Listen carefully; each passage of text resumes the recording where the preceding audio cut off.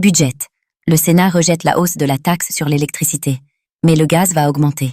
Le Sénat a largement repoussé la hausse de la taxe sur l'électricité hier, qui était jusque-là présente dans le projet de loi de finances 2025. La hausse du gaz a cependant été validée. Qu'est-ce que cela va changer pour les Français?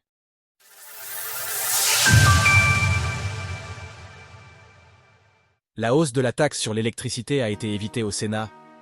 Il s'agissait d'une mesure phare du projet de loi de finances 2025.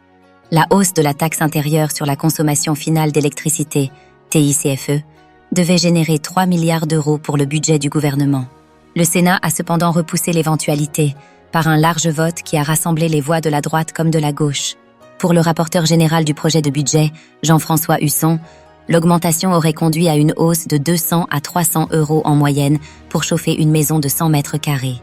Une injustice sociale, selon certains, alors que de nombreux Français peinent déjà à se chauffer l'hiver. Mais pour le ministre du Budget, Laurent Saint-Martin, il s'agit d'un mauvais calcul. Nous préférons une augmentation de la TICFE avec un maintien de la baisse de la facture d'électricité à une hausse de la taxe sur le gaz, qui augmenterait de facto la facture de nos concitoyens. Le gouvernement parie ainsi sur sa promesse de baisse des tarifs de l'électricité, qu'il envisage autour de 9% en février prochain. Elle aurait permis de compenser la hausse de la taxe pour les consommateurs selon le gouvernement. Mais le Sénat n'a pas été d'accord. Il n'y aura donc pas d'augmentation de la TICFE. Mais le prix du gaz devrait de nouveau augmenter en France.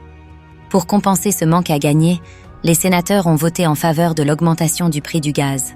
Jean-François Husson a estimé que la hausse serait mesurée pour les Français, une augmentation annuelle de 60 euros environ pour une maison de 100 mètres carrés.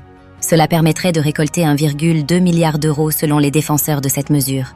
Elle vient combler partiellement, mais pas entièrement, le manque à gagner de 3 milliards d'euros sur la TICFE.